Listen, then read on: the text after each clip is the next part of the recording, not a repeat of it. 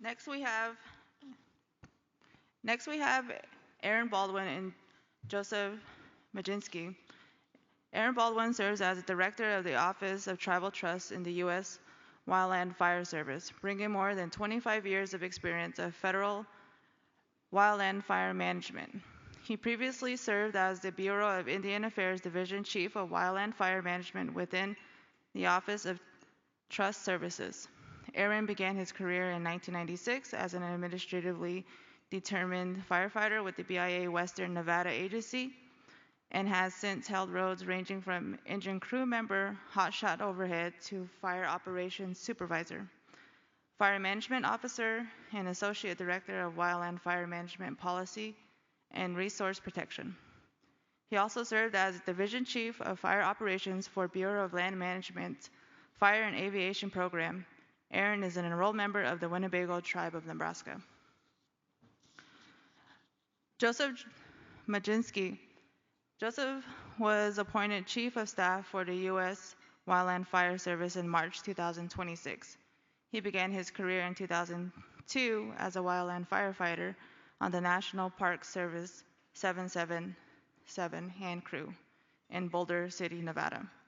Later serving in a range of operational roles on hand crews, heli-tac, and as an engine captain before transitioning into business and analytical roles with the Bureau of Land Management in Nevada and Utah. In 2014, Joe moved to Boise, Idaho to work at the National Interagency Fire Center for 8 years, spending the last 4 years as the BLM Fire Programs Division Chief of Wildland Fire Budget and Evaluation. He joined the Department of the Interior's Office of Wildland Fire, serving as Wildland Fire Operations and Workforce Specialist, Deputy Director, and Intern Director. Joe originally is from Milwaukee, Wisconsin, studied at the University of Arizona and the University of Nevada, and holds a bachelor's degree in economics and a certificate in biological sciences. He now lives in Boise with his family and is a proud father of 3 children. He enjoys spending time outdoors, participating in sports, and playing golf. Please welcome Aaron and Joseph.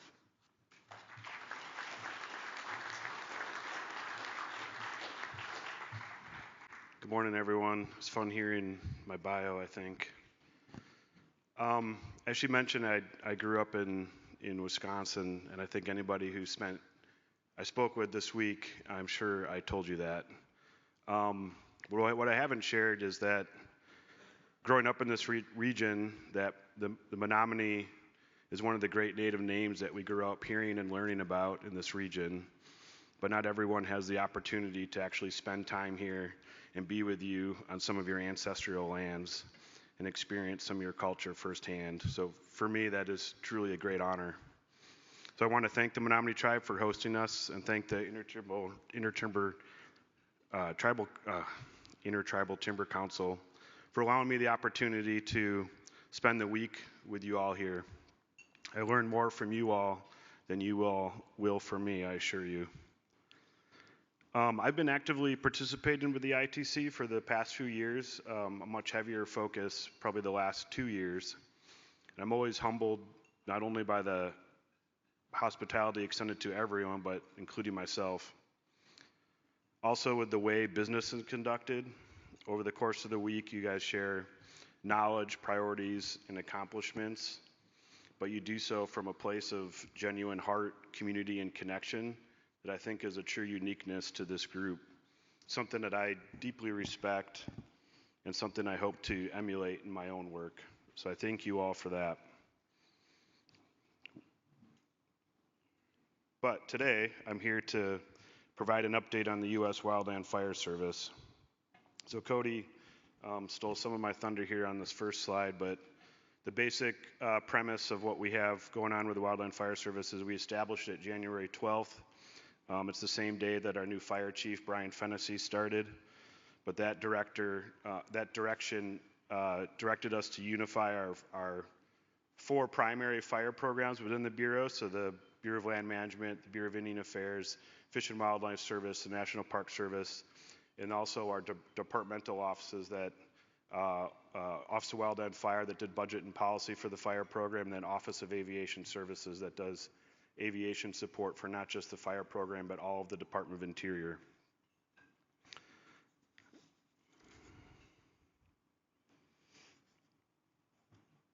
So this is kind of a little bit of a nuts and bolts of timeline of what we've accomplished in the last year.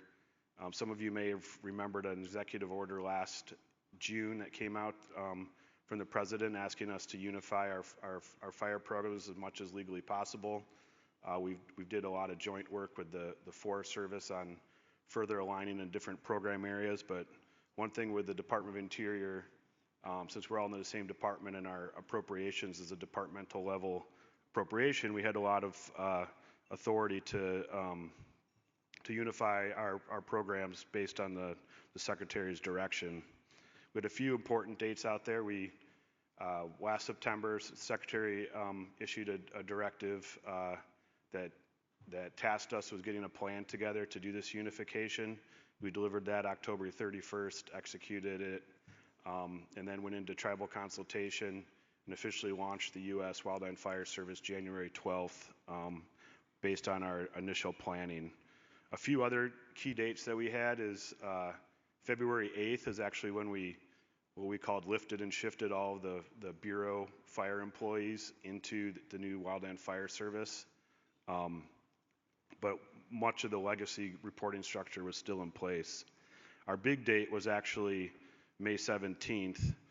And that is when we actually completed what we call our framework for what we are striding for.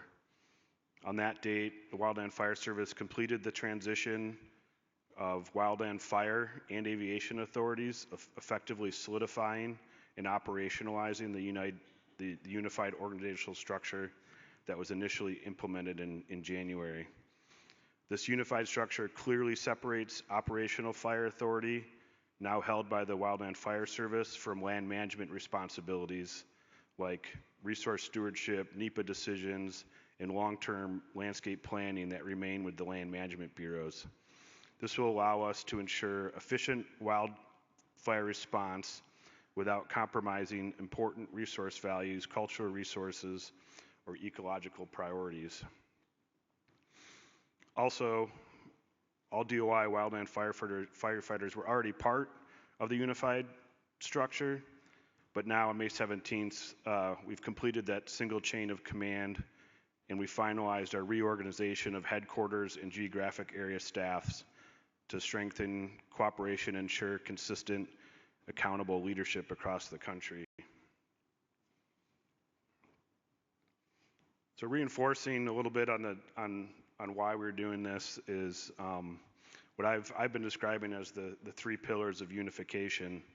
That if we accomplish these primary pillars, all other things fall into place. So that first one is aligning policy. We now have consistent policy and interpretation of policy within all our fire programs. I think in the past we had the Office of Wildland Fire giving some overarching direction, and then each bureau fire program would take that direction and interpret or extend that policy as needed. And now that we have this unified policy, we'll all be rowing in the same direction, as they say. The chain of command is another big one, talked about a couple times, but this not only streamlines decision making, but also brings accountability and transparency to the Wildland Fire Service. And then the last one is, I guess, a little bit rooted in my budget background, but the costing and budget and data alignment is really important for futuring and out years. Being able to ensure consistent costing and data applications and frameworks will help us do better analysis, program evaluation, and the development of metrics. I think that it's all going to help us be able to tell our story a little bit better when Congress is asking what they're buying with the funding that they're appropriating to us. I think this is going to help us get to a better spot of being more of a evidence-based program. So looking forward to that. A lot of times we hear what is actually in the Wildland Fire Service, and the simple piece is it's everything that's been in our normal wildland fire management appropriation. As I mentioned before, our appropriation was an off-the-top department-wide activity, so all of these fire programs were already within our management program. So I think we know, so that of course includes our fuels management program, and of course preparedness and suppression, but also our emergency stabilization and burned area rehab program will all be within the Wildland Fire Service. And of course, I'll talk a little bit on the partnership with pre and post fire work that we'll need with the bureaus. So of course, life safety, protecting communities is going to be a top priority, and we know we have a problem at hand with areas susceptible to large fire growth. So we know we can't ignore response, of course, but we know that long-term success will come with building resilient landscapes.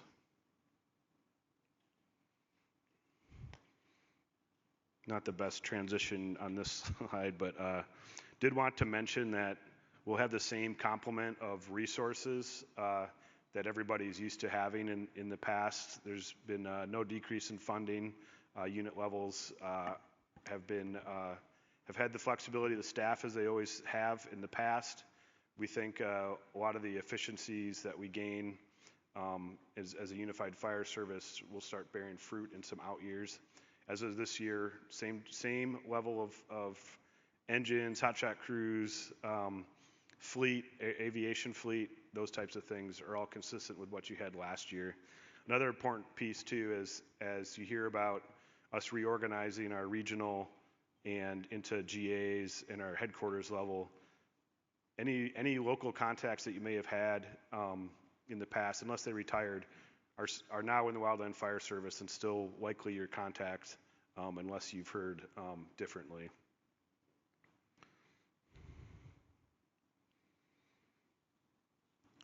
So when I'm talking a little bit, when it comes to partnerships, I think our simple goal is make National Wildland Fire System more efficient, more effective, and easier for our partners to work with. So by creating the U.S. Wildland Fire Service, we replaced the multiple interior fire programs with one unified organization. Partners now have a single point of contact for planning, cost share coordination and response, reducing complexity, speeding decisions, and improving operations nationwide. We know our tribal, state, and local partners bring essential on-the-ground expertise. As we shape the future of wildfire management, interior collaboration remains central to how we operate. I think we've put a lot of effort into being focused on how we can ensure we're fulfilling our responsibilities and helping tribal fire programs be successful as we transition to the Wildland Fire Service. Also wanted to mention that capacity supporting tribes. This week I've heard a lot of folks kind of mention in the past have had trouble getting access to training, red cards, those types of things. And as I see it, how we're configured now, you'll be able to leverage the Wildland Fire Service to help with some of those capacity voids in those kind of areas. So I see that as a value gained for those types of things. So one of the things coming out of the tribal consultations that we went through this fall was we already had in our plans to have this Office of Tribal Trust, but we made sure that it reported to the new fire chief. And as Cody said, our Office of Tribal Trust Director, Aaron Baldwin, former BIA fire director, also has some of his team here. Juliet Jean and TJ Clifford are out here as well. So really fortunate to have a strong team there being built to help at the headquarters level. But really, I think the really important piece of the continuing the success of the tribal fire programs is how the GA geographic area units get set up, and then how those unit levels continue to function effectively. So also in the GA units, there's also tribal operations positions in each one to help make sure that tribal needs and priorities are in the center focus as needed. I will say that our GA fire chiefs are definitely interested in learning and are making a strong effort to get out and meet tribes within their unit boundaries. So hopefully that is happening. And also, one of our GA fire chiefs is actually here, Pat Pearson. If you are in this region, it would be great to reach out and make contact with him today. Some of the other things, we're starting to make some momentum on some of the items that we want to make sure that the continuity, like I said, is going well. With the tribal fire programs is we're establishing a tribal fire managers forum that has started this last month, hoping to have another meeting soon. That's going to be a regular cadence to be able to provide not only updates on our point, but also be able to receive input. When we do larger kind of forum groups with Chief Fennessy, the ITC president will be invited to those. And we're continuing in our Native Youth Training Program. We also have lots of, I guess, plans to try to, we know that trying to get self-determination agreements, those types of things that are specific to fire, long-term plan is to be able to have the Wildland Fire Service service those. But that is probably a little bit out. And I'm going to turn to Aaron to fill in any gaps that I missed there for your Office of Tribal Trust. All right, thanks, Juice. So Aaron Baldwin.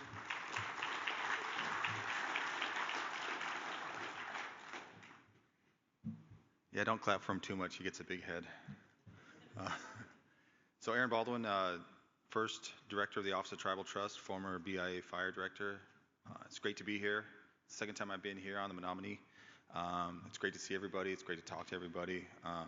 One thing I just want to say is, I still exist. I'm still alive.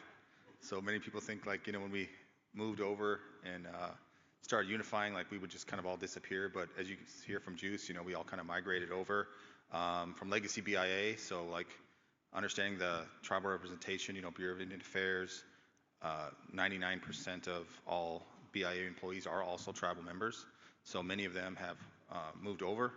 There's been about 520 that are now in the U.S. Wildland Fire Service. So when you talk about some of those things, a lot of still familiar faces, might be some little bit different roles, but know that there is still moving tribal fire, not just within the fire service and with the tribes. It's still moving forward. We're still focusing on that area. My office, along with Juliet, TJ, and a few of the others, are still kind of seeing that as a priority. Had a lot of discussions, but it is a complicated thing. We're dealing with a lot of new faces, people not as familiar, working with tribes. In fire, we all work together. There's been a lot of fire movement around. Everybody has fought fire on tribal lands, but it's a lot different when working in fire on a crew or an engine or incident management team working with tribes rather than working with tribes and integrating tribes in the Wildland Fire Service. Had a lot of discussions with Chief Fennessy about this. It has been a high priority for him to make sure that tribes are included. Had a lot of discussions with GA chiefs. They are learning.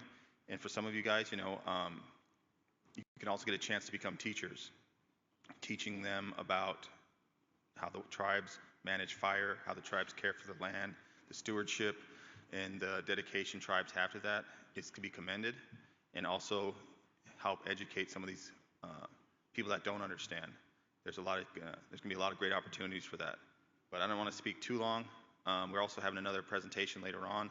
TJ and Juliet will be giving that along with myself and Juice to assist, so that we'll get in a little more detail about kind of what we're doing and what we're working towards. But remember, we are 4 months old, so in government terms, we're just a toddler.